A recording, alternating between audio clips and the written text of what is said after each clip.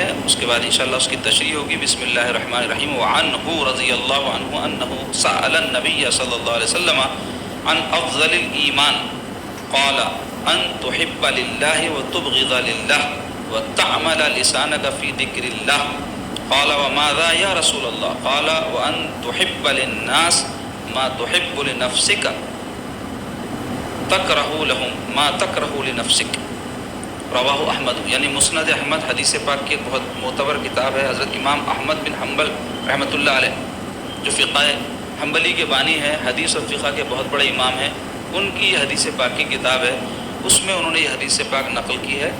وہ حدیث پاک جو آپ نے نقل کی اس کا ترجمہ ہے اور انہی سے روایت ہے، اور انہی سے مطلب یہ ضمیر ہے کس کی طرف لوٹ رہی۔ اس سے پہلے جو حدیث بیان ہوئی تو وہ حدیث بیان ہوتی ہے معاذ ابن جبل رضی اللہ عنہ، سرکار کے صحابی، کیا نام ہے ان کا؟ معاذ ابن جبل۔ تو وہ روایت کرتے ہیں کہ بے شک انہوں نے نبی پاک علیہ الصلوۃ والسلام سے پوچھا کہ افضل ایمان کیا ہے، یعنی ایمان میں افضل کام کیا ہے، ایمان کے اندر افضل بات کیا ہے۔ ایمان تو سب رکھتے ہیں، اللہ پر، رسول پر، مسلمان، لیکن ایسا مسلمان جس کا ایمان بہتر ہو دوسروں سے، اس کے لیے کیا باتیں ہیں؟ تو فرمایا حضور نے افضل ایمان یہ ہے کہ تو اللہ کے لیے محبت کرے اور اللہ کے لیے کسی سے دشمنی کرے، اور اپنی زبان کو اللہ کی یاد میں مصروف رکھے۔ حضرت معاذ نے عرض کیا اس کے علاوہ اور کیا فرمانا چاہتے ہیں؟ تو فرمایا دوسروں کے لیے بھی وہی چیز پسند کرے جو اپنے لیے پسند کرتا ہے، اور ان کے لیے بھی وہ چیز ناپسند کرے جو اپنے لیے ناپسند کرتا ہے۔ تو اس حدیث پاک میں جس کے راوی کون ہے؟ معاذ ابن جبل۔ یہ معاذ ابن جبل جو صحابی ہیں یہ انصاری ہیں۔ انصاری صحابہ کسے کہتے ہیں؟ مدینے کے صحابہ۔ مہاجر کسے کہتے ہیں؟ مکے کے صحابہ جو مکہ چھوڑ کر اللہ کے رسول کے حکم پر مدینہ چلے گئے اور وہیں بس گئے، ان کو کہتے ہیں مہاجر، ہجرت کرنے والے۔ ہجرت کے معنی چھوڑنا، کسی مقام کو، کسی چیز کو چھوڑنے کے معنی آتے ہیں ہجرت میں، جدائی کے معنی آتے ہیں۔ تو مکے سے جدا ہوئے تھے، مدینہ گئے تھے، اس لیے مہاجر کہلائے۔ اور انصاری کہتے ہیں مددگار کو۔ تو چونکہ یہ جب ہجرت کر کے مکے کے صحابہ مدینہ گئے تو وہاں بے سر و سامانی تھی، کوئی مددگار نہیں تھا، یہ لوگ مدد کی اللہ کے رسول صلی اللہ علیہ وسلم کی اور مہاجر صحابہ کی، اس لیے ان کا لقب پڑ گیا انصار۔ تو یہ جو انصار صحابہ ہیں ان میں دو بڑے مشہور قبیلے تھے، ایک اوس ایک خزرج۔ تو یہ حضرت جو ہے معاذ ابن جبل خزرجی ہیں، قبیلہ خزرج کے، انصاری بھی ہیں خزرجی بھی۔ 18 سال کی عمر میں مسلمان ہوئے۔ حضرت مصعب ابن عمیر رضی اللہ عنہ جو مکے کے صحابی ہیں، ان کو حضور نے تبلیغ اور دعوت دین کے لیے مدینہ بھیجا تھا پہلے، ہجرت سے پہلے۔ تو وہاں جا کر جب مصعب ابن عمیر تبلیغ کیے تو یہ فوری قبول کر لیا اسلام، اور پھر مدینہ طیبہ سے مکہ مکرمہ حاضر ہو کر ایک بیعت ہوئی تھی، بیعت عقبہ اولیٰ یا ثانیہ، دو بیعت ہوئی تھی، اس میں سے کوئی ایک بیعت یعنی عہد و پیمان کرنا، وعدہ کرنا، اس میں شریک ہوئے اور بڑے حضور کے عاشق، اور حضور بھی ان کو بہت چاہتے تھے۔ ایسی شفقت میرے سرکار کی ان پر تھی، لوگ تو کچھ پوچھتے تو حضور جواب دیتے، ان کو حضور پوچھ کے جواب دیتے تھے۔ وہ صحابہ میں سے حضور پوچھتے تھے، سوال کرتے تھے اور جواب دیتے تھے، وہ بتاتے تھے، یعنی دین حضور خود ان کو سکھاتے تھے۔ حضور جانتے تھے کہ بڑا ذہین ہے، بڑا زبردست شخص ہے یہ، اس کو سکھانے سے لوگوں کو زیادہ فائدہ ہوگا۔ کیونکہ آپ دیکھو دنیا میں آج بھی ایسے لوگ رہتے ہیں کہ آپ کو دین کی بات بتا دو، انہوں اپنے طور پہ عمل کر لیتے، اس میں کئی رہتے نہیں بھی کرتے، لیکن کرنے والوں میں ایک گروپ ایسا رہتا، آپ بتا دو کر لیتے، ایک گروپ ایسا رہتا خود کرتا، دوسروں کو ترغیب بھی دلاتا، دوسروں کو توجہ بھی دلاتا، اس مزاج کے لوگ رہتے ہو۔ تو حضرت معاذ اسی مزاج کے تھے کہ حضور پاک علیہ الصلوۃ والسلام اس لیے ان کو پوچھ کے دین کی باتیں بتلاتے تھے۔ ایک مرتبہ ایک مشہور حدیث ہے ان کے بارے میں حضرت معاذ ابن جبل کے، کہ حضور علیہ الصلوۃ والسلام جو ہے اونٹ پر تشریف فرماتے، یہ حضور کے ردیف تھے، ردیف تو پیچھے بیٹھنا، جیسا ٹو ویلر کے اوپر پیچھے کو بیٹھتے نا سیٹ پہ، ردیف بولتے ہیں، تو یہ حضور کے ردیف تھے۔ تو حضور علیہ الصلوۃ والسلام جو ہے یا معاذ فرمائے تو کہنے لگے لبیک و سعدیک یا رسول اللہ، حاضر ہوں، حکم فرمائیے۔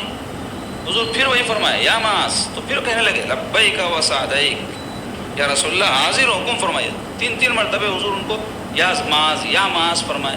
زبان رسالت مآب جس سے قرآن نکلا ہے، اس زبان پاک سے معاذ ابن جبل کا نام بار بار نکل رہا ہے، کیسی ان کی شان ہے۔ تو اس پر جو ہے پھر وہ حضور پاک علیہ الصلوۃ والسلام ان کو کچھ نصیحتیں فرمائیں کہ اللہ کے علاوہ کسی سے کچھ مت مان، کوئی چیز گر بھی جائے زمین پر تو اٹھا کے دو مت، بول خود اٹھا لے، اللہ پہ ایسا بھروسہ کر، ایسی نصیحتیں ان کو فرمائیں۔ ایسے کئی احادیث ہیں جن میں حضور پوچھتے تھے ان سے اے معاذ تیرے کو معلوم کیا ہے؟ اور یہ بھی حضور سے پوچھتے رہتے تھے کچھ نہ کچھ. تو ایسے ہی ایک مرتبہ حضور سے پوچھے یا رسول اللہ، دیکھو کیسی سوچتی ہیں لوگوں کی. آج لوگ کو بزرگ ملے تو حضرت دکان کیسا چلنا ذرا بتاؤ نا، شادی کیسا ہونا ہو بتاؤ نا، یہ کام کیسا ہوتا، دنیا پوچھتے. کیونکہ ہمارا منتہا نگاہ دنیا ہے، سوچتے وہی پوچھ رہے ہیں. تو دنیا خیر کسی سے پوچھنا، کسی سے بولنا، کسی سے سیکھنا بری بات نہیں ہے، لیکن دنیا ہی دنیا نہ رہ جانا. دین کی بھی باتیں پوچھنا، کچھ شرعی مسائل بھی پوچھنا، کچھ اللہ رسول کی باتیں، کچھ محبت خدا رسول کیسے بڑھتی وہ باتیں پوچھنا بزرگوں سے، علماء سے. نہیں پوچھتے لوگ، بہت کم ہیں ایسا پوچھنے والے. تو مختصر یہ انہوں سرکار پاک صلی اللہ علیہ وسلم سے کیا پوچھے؟ افضل ایمان کیا ہے؟ یعنی ہم سب تو ایمان لائے ہوئے ہیں، مسلمان جتنے ہیں سب مسلمان، صحابہ اکرام بھی مسلمان تھے، وہ ایمان والے تھے، ہم بھی مسلمان ہیں، ہم بھی ایمان والے ہیں. لیکن بولے یا رسول اللہ ایمان میں بڑے بڑے کام کیا ہے، بڑی بڑی باتیں کیا ہے؟ تو 3 باتیں حضور ان کو فرمائیں. ایک بات کیا فرمائے کہ تیری محبت ہو تو اللہ کے لیے کسی سے، اور تیری دشمنی ہو تو اللہ کے لیے. بہت بڑی بات ہے، معمولی بات نہیں ہے، یہ بہت بڑی بات ہے. جس کو نصیب ہو جائے سمجھو بہت بڑا آدمی ہے وہ، جس کو اللہ کے لیے کسی سے محبت ہو، اللہ کے لیے دشمنی. کیوں؟ آپ دیکھو دنیا میں اکثر ہماری محبتیں مفاد کی وجہ سے رہتی ہیں. بعض کو طبعی طور پہ بعض جو رشتے ناتے ہیں ان سے محبت رہتی ہوگی، ماں باپ سے ہے، کچھ اپنے کو غرض نہیں بھی رہی تو ماں باپ ہے بلکہ محبت رہتی ہے. یہ طبعی محبت ہے نا، یہ فطرتاً طبیعت میں ہے ہی ماں باپ کو چاہنا. اگر کوئی ماں باپ کو نہیں چاہ رہا ہے تو اس کی طبیعت خراب ہو گئی نہیں؟ کیوں؟ طبیعتوں میں ہے نا محبت کرنا. کئی ایسے رہتے نا بےہودے قسم کے، خاص طور پر نوجوان شیطان بنے ہوئے آج کل. اور کئی تو ایسے ہیں وہ باہر جانے کرنے کے چکر میں امریکہ، یو کے، آسٹریلیا کا بہت چکر چل رہا ہے آج کل. تو اس کی وجہ سے ماں باپ سے جھگڑ رہے ہیں. اوقات نہیں اپنی جانے کا شوق ہے. بھائی شوق ہے نا، پڑھائی تو یہاں بھی ہو رہی نہیں ہو سکتی کیا؟ شوق ہے آپ کا تو شوق کون پورا کرنا؟ اپن کما لے کے کرنا. ہم کو امریکہ جانا ہے نا، کماؤ، کما کے ویزا لگا کے جاؤ. ماں باپ پہ ظلم کرتے. خیر کئی ماں باپ خود بھیجتے بھی بچوں کو، وہ منع نہیں ہے، لیکن اس میں فتنے بھی ہو رہے ہیں آج کل. کیا فتنے ہو رہے ہیں؟ ابھی جو جا رہے ہیں پورے پکے دنیا دار بن جاتے. خفی امکان ہے اس بات. وہاں کی ایسی ہوا لگتی، پہلے تو نہیں آنا چاہتا نہیں، اور وہاں جو ماحول ہے اس میں انہیں کھپ گیا تو پھر جو ہے شیطان کی آنکھ ہے، وہ اس کا سرا ہی نہیں ہے، بہت برا پھنس جا رہا ہے. دین برباد کر لے رہے ہیں اپنا، آخرت برباد کر لے رہے ہیں. سب نہیں کر رہے ہوں گے مگر اکثر ایسا دیکھنے میں آ رہا. اچھا انہوں نہیں بھی ہوئے تو یہ بددعا نہیں ہے، ان کی نیکسٹ جنریشن ہو جاتی. کئی کو بولے تو وہاں کے ماحول میں جب پیدا ہو کے پنپتے، جیسی فضا رہی ویسا جو ہے مزاج بن جاتا. تو میرے پاس کئی جو ہے وہاں کے ایسے والدین جو آج سے 20 سال پہلے گئے تھے، اپنے پوتروں کے بارے میں شکایتیں کرتے. 30 سال 40 سال پہلے گئے تھے، ان کے بچے بڑے ہو گئے، ان کو بیٹے ہو گئے، بیٹیاں ہو گئے، خوابوں میں نہیں ہے. اسلام بچانا مشکل ہوگا. یہ لوگ تو بھی جا کے نمازاں پڑھ لے رہے ہیں، ان کے بچے بھی ٹھیک ہے، چلو تھوڑا بہت ماں باپ کی بات مان لیتے ہیں. تیسری جو جنریشن آ رہی ہے ان کی، یعنی پوترے نواسے، ان کو کنٹرول نہیں کر سکتے، بالکل بے بہرا، بالکل. کئی تو مرتد ہو جا رہے ہیں، اللہ معاف کرے. ایسے بھی میرے پاس کمپلینٹس آئے ہیں، مرتد، دین چھوڑ دی. اس کو کیا ہے دین؟ ایسا ہوگا ماحول. آج دنیا کو خطرہ غیر جو ہے مذہب والوں سے نہیں ہے، سب سے بڑا خطرہ اس وقت جو دنیا کو ہے وہ ملحدین سے. ملحد اتنے ہو گئے ہیں دنیا میں، بڑی تعداد. آپ دیکھ لو سروے آج کل انٹرنیٹ پہ ہے ہر ملک کا، کون سے ملک میں کتنی تعداد کون سے مذہب کے لوگوں کی. اکثر ممالک میں دنیا کے میجارٹی ملحدین کی، یعنی جو مذہب کو نہیں مانتے، دین کو نہیں مانتے، خدا کے منکر ہیں. ان سے بہت بڑا خطرہ ہے. خیر وہ موضوع نہیں ہے ہمارا، میں بتانا چاہ رہا ہوں اللہ کے لیے محبت اور اللہ کے لیے دشمنی بہت بڑی چیز ہے. موسیٰ علیہ الصلوۃ والسلام اللہ تعالیٰ سے ہم کلام ہوتے تھے نا. ایک بار اللہ تعالیٰ پوچھے اے موسیٰ کبھی کوئی کام تم میرے لیے کیے؟ تو موسیٰ علیہ السلام عرض کیا اللہ میں نماز پڑھتا ہوں نا. مطلب بندہ نماز کس کے لیے پڑھتا اور اللہ کا نبی. تو بولے موسیٰ تم نماز پڑھیں گے تو اس کے ذریعے تم کو اس کا یہ اجر ملیں گا. اللہ تعالیٰ فرما دی جو بھی ملیں گا جنت میں مقام مرتبہ. بولے میرے لیے کیا عمل کیا؟ تو بولے اللہ روزے رکھتا ہوں. بولے اس کا یہ بدلہ ہے. بولے اللہ میں تیرے راہ میں مال خرچ کرتا ہوں. تو بولے اس کا یہ ثواب ہے. تو حضرت موسیٰ علیہ السلام پریشان ہو گئے کہ پھر کون سا عمل کرنا بھائی اللہ کے واسطے جو اللہ ہی کے لیے ہے. تو اللہ تعالیٰ فرمایا موسیٰ کبھی میرے لیے کسی سے محبت اور میرے لیے کسی سے دشمنی کرے. تو حضرت موسیٰ علیہ السلام سمجھ گئے کہ یہ عمل اللہ کو سب سے زیادہ محبوب، کہ بندہ کسی سے محبت کرے تو اللہ کے لیے، دشمنی رکھے تو اللہ کے. اور عزیزو اللہ کے لیے محبت اور اللہ کے لیے دشمنی رکھنے کے جو فضائل اور فوائد ہیں اس میں سے ایک یہ ہے کہ اس سے ایمان کی تکمیل ہوتی ہے. جو آدمی اللہ کے لیے محبت، اللہ کے لیے دشمنی رکھتا ہے اس کا ایمان مکمل ہو جاتا ہے. دوسرے یہ ایمان کی مضبوطی کا بھی سبب ہے. کیونکہ اس کے اندر اخلاص پیدا ہو جاتا ہے. جو اللہ کے لیے محبت کرتا ہے، اللہ کے لیے دشمنی رکھتا ہے، اور اپنے دنیاوی مفادات یا اپنے نفس کے لیے کسی سے محبت اور دشمنی نہیں رکھتا، تو ویسا شخص کیا ہوتا ہے؟ مخلص ہوتا ہے، جس کی وجہ سے اس کا ایمان مضبوط ہوتا ہے. اس حوالے سے احادیث سے ہر ایک یہ جو ہے باتوں سے متعلق، لیکن زیادہ جو ہے وقت لگ جائے گا، اس واسطے میں تفصیل میں نہیں جا رہا ہوں. تیسرے یہ اللہ تعالیٰ کی محبت کے اسباب میں سے بھی، یعنی اگر کوئی بندہ یہ نیت کر لے میں کسی سے بھی محبت رکھوں گا تو اللہ کے لیے، دشمنی کروں گا تو اللہ کے لیے، تو اس سے کیا ہوگا؟ اللہ تعالیٰ کی محبت بڑھتی جائے گی اس کے دل میں. چوتھے یہ کہ روز قیامت یہ محبتیں باقی رہنے والی ہیں. کون سی؟ جو اللہ کے لیے ہو. جیسے آپ اولیاء اللہ سے محبت کر رہے ہیں، صالحین سے محبت کر رہے ہیں، اہل بیت سے محبت کر رہے ہیں، صحابہ سے محبت کر رہے ہیں، رسول پاک علیہ الصلوۃ والسلام سے محبت کر رہے ہیں، سب کیوں ہے؟ اللہ کے لیے. اللہ خوش ہو جائے، اللہ نے ہم کو حکم دیا ہے. تو یہ محبتیں آخرت میں بھی کام آئیں گی، کیونکہ دنیا کی جو محبتیں ہیں وہ آپ کی آنکھ بند ہوتی، کہانی ختم، سب معاملہ یہیں ختم. لیکن یہ محبتیں وہاں بھی کام آئیں گی. ان محبتوں کے صدقے اللہ تبارک و تعالیٰ درجات بھی بلند فرمائے گا، بخشش فرمائے گا، جنت اور جو بھی درجات اللہ نے ایسی محبت اپنے والوں کے لیے رکھے ہیں وہ نصیب ہوں گے. پانچویں، یہ وہ مرتبہ ہے، یعنی اللہ کے لیے محبت رکھنا اور اللہ کے لیے دشمنی، جس پر قیامت کے دن انبیاء اور شہداء بھی رشک کریں گے. بلکہ آیا حدیث شریف، بعض بندے اللہ کے ایسے ہوں گے، حدیث شریف میں قیامت کے دن نور کے ممبر ان کے لیے لگائے جائیں گے. لوگ پوچھیں گے یہ کون لوگ ہیں؟ انبیاء اور شہداء بولیں گے یہ کون ہیں؟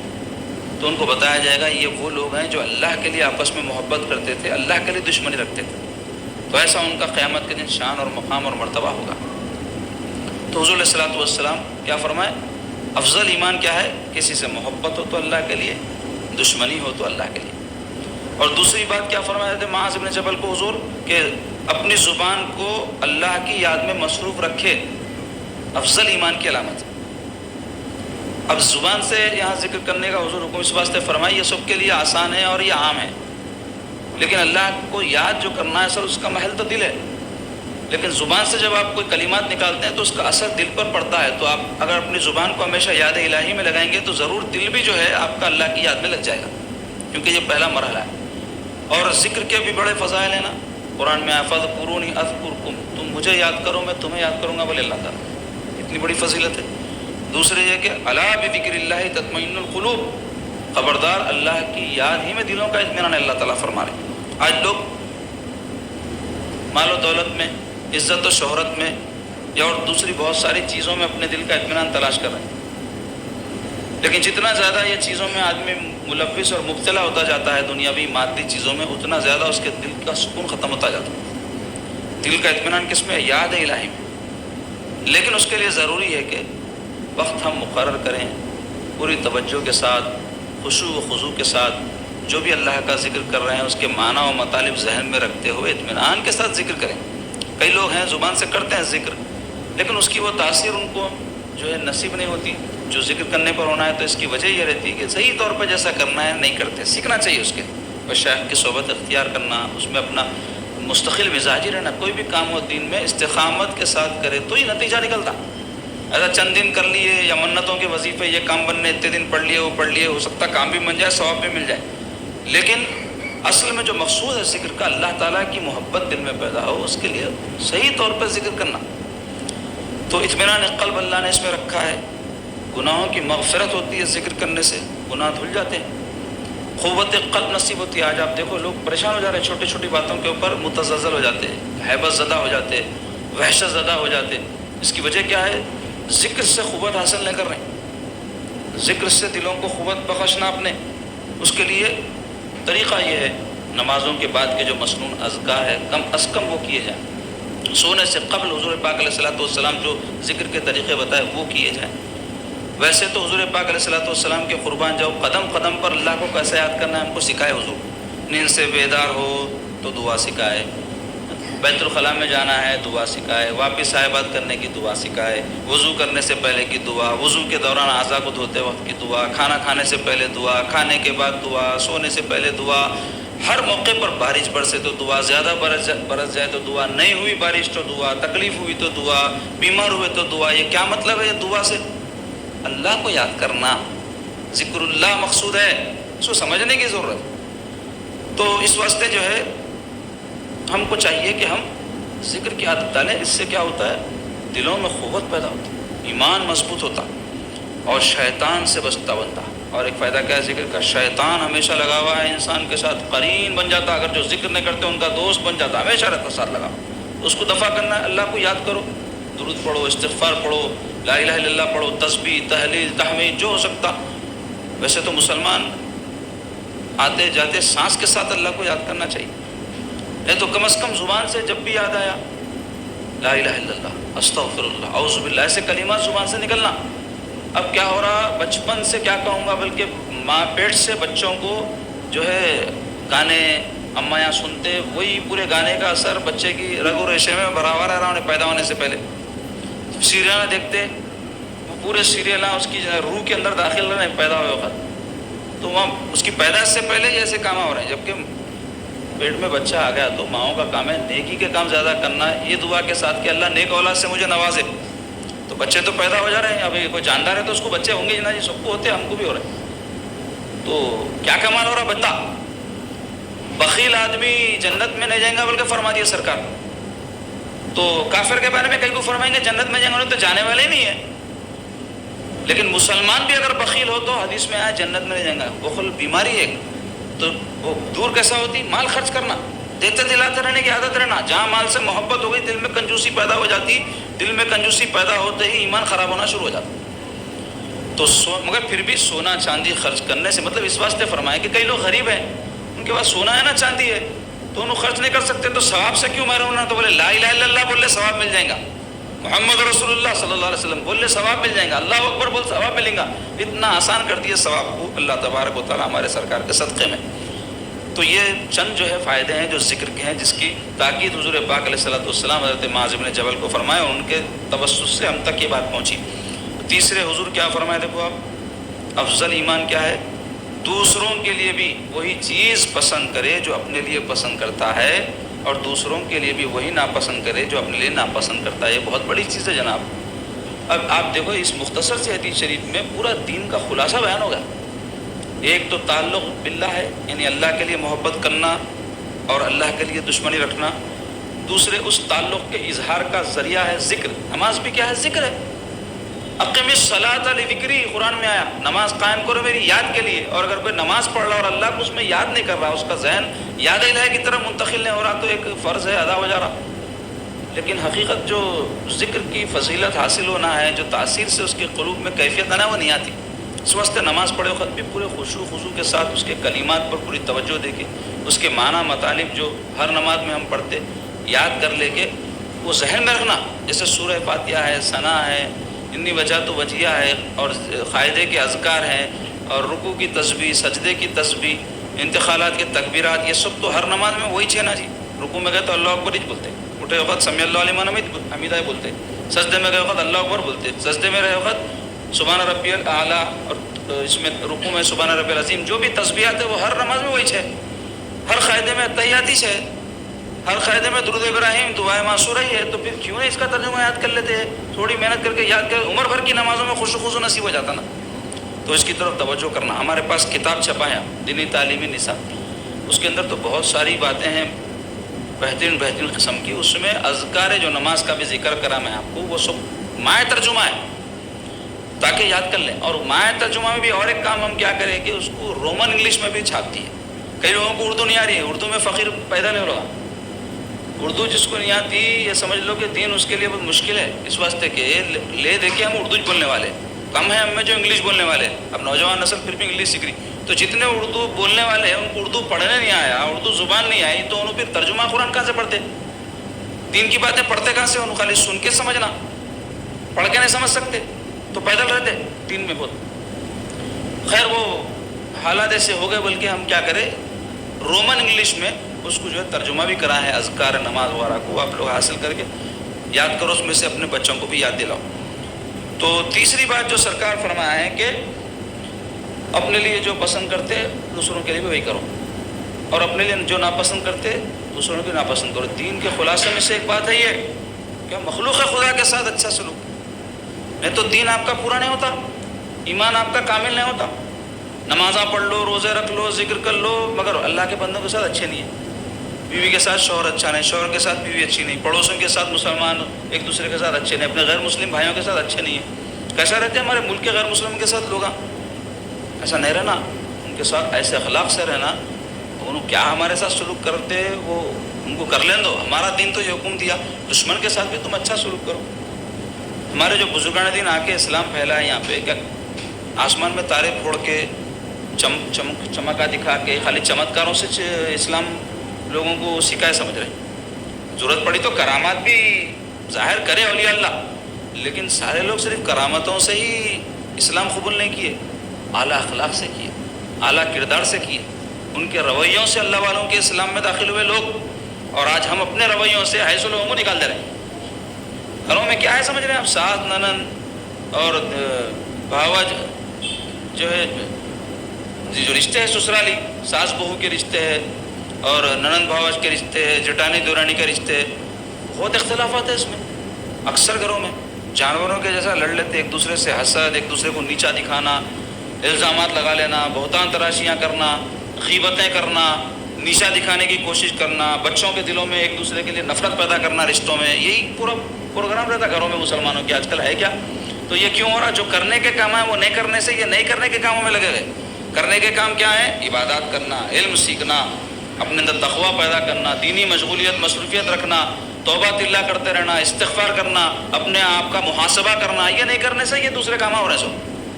وہ لازمی بات ہے نا، انسان کچھ نہ کچھ تو کرنا ہے، تو کرنے کا کام کیا ہے مسلمان کو معلوم رہنا، وہ نہیں معلوم ہونے سے نہیں کرنے کے کاموں میں مبتلا ہے۔ برائے اللہ تعالیٰ نے ایک توفیق عطا فرمائے تو مسلمانوں کے اور انسانوں کے بلکہ جانداروں کے خیر خواہ رہنا، خیر خواہی کا جذبہ ختم ہوگا۔ یعنی خیر خواہ بولے تو بھلائی چاہنے والے رہنا، ہر ایک کی برائی نہیں چاہنا۔ مسلمان کے دل میں کسی کے لیے نفرت نہیں رہنا، اپنے ذات کے لیے کسی سے دشمنی نہیں رہنا، اللہ رسول کے لیے رہنا، جیسا شروع میں آ گیا ایمان میں افضل کام ہے وہ، تو ہمیشہ خیر خواہی کے طالب رہنا۔ تو خیر خواہی کرنے کے جو ہے کچھ طور طریقے ہیں۔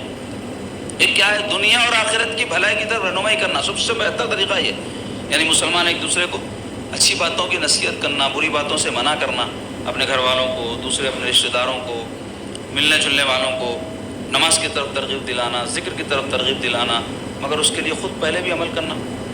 اگر نہیں کر کے لوگوں کو بولے تو انہیں آپ کو بول دیتا منہ پیچ، ارے خود نہیں کرتے جی ہمارے کو بولتے، اثر بھی نہیں ہوتا۔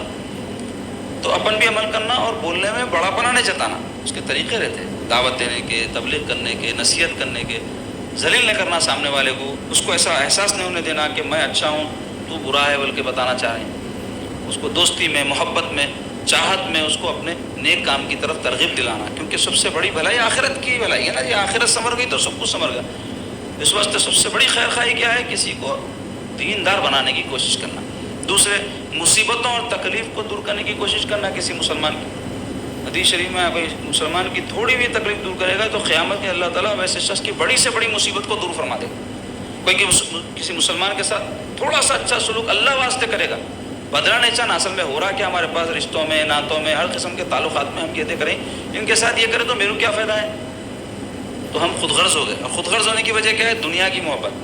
جو آدمی محبت دنیا میں مبتلا ہو جاتا ہے ہر چیز کا حساب کتاب رکھنا شروع کرتا ہے، یہ کرا تو کیا ملتا، وہ کرا تو کیا ملتا، اور جو اللہ واسطے کرتا کرتے جاتا بھولتے جاتا، کرتے جاتا بھولتے جاتا۔ تو رشتہ دار ہو، گھر والے ہو، پڑوسی ہو، دوست احباب ہو، مسلمان ہو، غیر مسلم ہو، کوئی جاندار ہو، کچھ بھی کسی کے ساتھ سلوک کرے تو بولنا اللہ واسطے کرا بھائی، بھول جانا، ختم۔ تو ہم کو توقعات نہیں رہی تو سامنے والا ہم سلوک کرے بات بھی بدسلوکی کرا تو برا نہیں دکھتا۔ اب یہاں سامنے والا ہمارے سلوک کے جواب میں اچھا سلوک بھی کرا تو ہم بول رہے ہیں میں زیادہ کرا ہے کم کرا بول رہے ہیں، ایسی مزاج بن گئی۔ یا میں ہمیشہ کرتے رہتے انہوں کبھی کبھی کرتے، یا پھر انہیں کچھ کرا بھی تو اس کے اندر عیب نکال کے ایسا دکھاتے کہ انہیں کچھ کرا ہی نہیں۔ تو یہ سب کیوں ہے؟ توقعات ہے ہمارے، توقع صرف اللہ کی ذات سے رکھنا ایک مسلمان کا کام ہے، ہر ایک کے ساتھ اوپر والا ہاتھ رہنا، یعنی کچھ نہ کچھ اس نے سلوک کرتے رہنا۔ اور ایک طریقہ خیر خواہی کا کیا ہے؟ نیکی اور پرہیزگاری کے کاموں میں مدد کرنا۔ اللہ تعالیٰ قرآن میں فرماتا ہے تعاونوا علی البر والتقوی ولا تعاونوا علی الاثم والعدوان۔ کیا فرما رہے؟ تعاون کرو، مدد کرو ایک دوسرے کی، بر بول تو نیکی کے کاموں میں اور تقوی کے کاموں میں، اور مدد نہ کرو ولا تعاون علی الاثم والعدوان، گناہ کے کاموں میں اور زیادتی کے کاموں میں مدد مت کرو کسی کی۔ تو یہ اصول گھر میں بھی رہنا، یہ اصول سڑک پہ بھی رہنا، یہ اصول مسجد میں بھی رہنا، ہمارا زندگی میں ہر مقام ہر قدم پر یہ اصول رہنا کہ ہم کوئی اگر نیکی اور تقوی کا کام ہے، دین کا کام ہے، اس میں مدد کریں گے، جو ہم سے بن پڑتا کوشش کریں گے، اور کسی کو برے کام میں، ظلم میں، زیادتی میں مدد نہیں کریں گے۔ یہ ہمیشہ ایک اصول رہنا۔ اور ایسے ہی مسلمانوں کے عیوب کی پردہ پوشی کرنا ان کی خیر خواہی ہے. ہر ایک میں عیب ہے جی. کون ایسا انسان ہے جس کے اندر عیب نہیں ہے؟ اللہ اس کے رسول کی ذات پاک ہے، ورنہ کسی میں بھی عیب رہ سکتا. ہمیں بھی ہے، لیکن ہم کیا کرتے ہیں؟ دوسروں کے عیبات تو ڈھونڈتے نہ صرف، بلکہ نہیں بھی ہے تو لوگ بہتان لگا دیتے اور عیبوں کی تشہیر بھی کرتے. جبکہ پردہ پوشی کرنا ہے. حدیث میں آیا کوئی کسی مسلمان کی پردہ پوشی کرے گا، ستاری کرے گا، تو قیامت کے دن اللہ تعالیٰ کی ستاری ایسے ظاہر ہوگی کہ ساری مخلوق جو موجود ہوگی اس کے سامنے یہ بندے کے تمام عیوب اللہ نہ صرف چھپا دے گا بلکہ بخش دے گا اور اس کو جنت میں بھیج دے گا. تو یہ سوچ کے کہ ارے بھائی یہ بات اس کی معلوم ہے، لوگوں کو تو شرمندگی ہوتی ہے، ان کو یہ بات معلوم ہوئی تو لوگوں کے سامنے انہوں برے ہو جاتے ہیں، نہیں بولنا. لیکن ہمارے پاس کیا ماحول ہے؟ ننن جاتی بھاوج کے باتاں آ کے ان کو سناتی، بھاوج جاتی ننن کے باتاں برائیاں آئے باس لوگوں کو بتاتی، دیورانی جٹانی کے ساس کو سناتے بیٹھتی، جٹانی دیورانی کے باتاں جو ہے ساس کو، سسرے کو، شوہر کو، ان کو سنا کے سمجھتے کہ بہت بڑا کارنامہ کرتی ہے، اس کو نیچا دکھا دیے، ہم بڑے ہو گئے، ہماری عزت ہو گئی، یہ غلیظ ہے، لوگوں خراب ہے.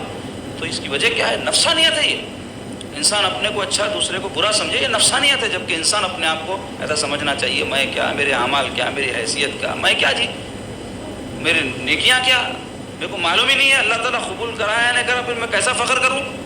میرا ایمان اللہ کے پاس قبول ہوتا نہیں ہوتا، قیامت کے دن نہیں معلوم، میں کیسا فخر کروں؟ ایسا خیال رہنا ہے انسان کو. لیکن آج کل کیا ہے؟ اپنے کو آپ، دوسرے کو تو ہمیشہ خیر خواہی کرنا ایک دوسرے کی، عیوب چھپانا دوسروں کے. اور پانچویں بات، مسلمانوں کے حقوق ادا کرنا. معلوم ہے نا آپ کو کیا کیا حقوق ہے مسلمانوں کے؟ نہیں معلوم، سیکھنا. ہر ایک تعلق کا حق ہے. مسلمانوں کے حقوق ہے، غیر مسلموں کے ہے، جانداروں کے، بے جان کے ہے، ماں باپ کے، رشتہ داروں کے، پڑوسیوں کے، مسلمانوں کے، یہ سب حقوق معلوم رہنا اور سیکھ کے اس کو ادا کرنا. اگر نہیں ادا کریں گے تو یہ معاف ہونے والے نہیں ہیں. اللہ تعالیٰ کے حقوق میں کوئی کوتاہی ہو جائے، اللہ غفور الرحیم ہے، امید ہے بخش دے گا. لیکن کسی بندے کا حق اگر ہم مارے ہیں تو جب تک وہ بندہ معاف نہیں کرے گا اللہ تعالیٰ معاف نہیں فرمائیں گے. اس واسطے حقوق کے بارے میں ہمیشہ جو ہے مستعد رہنا، ہمیشہ متفکر رہنا کہ کہیں کسی کی حق تلفی تو نہیں کر دیا، میں کسی کے ساتھ زیادتی تو نہیں کر دیا، اپنے قول سے، اپنے عمل سے، اپنی کوئی حرکت سے. اس کی فکر اگر نہیں ہے مسلمان کو تو انہیں دیندار مسلمان نہیں ہے. اب یقین جان لیں، حقوق کی ادائیگی کی فکر جس کے دل میں نہیں ہے انہیں دیندار مسلمان نہیں ہو سکتا. مسلمانوں تو بہت ہے، دیندار بننا نا، جیسا اللہ رسول چاہتے ہیں ویسے مسلمان بننا. تو اس کے لیے ضروری ہے کہ حقوق کیا ہے سیکھنا، اور پھر مسلمانوں میں صلح کروانا. اگر آپس میں اختلاف ہو جائے تو صلح کرانے کی بھی بڑی فضیلت حدیث میں بیان ہوئی ہے. وقت میں گنجائش نہیں اس کی تفصیل بیان کروں، لیکن اتنا سمجھ لو کہ اس کی بڑی فضیلت ہے. کوشش کرنا، رشتہ داروں میں کوئی اختلاف ہو گیا ہے، بھائیوں میں کوئی ہو گیا، عورتوں میں کوئی ہو گیا، بٹھا کے سمجھانے کی کوشش کرنا. تو اس کی وجہ سے اللہ تعالیٰ خوش ہوتے، رسول اللہ صلی اللہ علیہ وسلم خوش ہوتے. تو تین باتیں اس حدیث پاک میں افضل ایمان کے حوالے سے ہم کو بتائی گئی ہیں، جس کی تفصیل آپ کے سامنے رکھی گئی. اللہ تعالیٰ آپ کو، مجھ کو، سب کو اس پہ عمل کرنے کی توفیق نصیب فرمائے.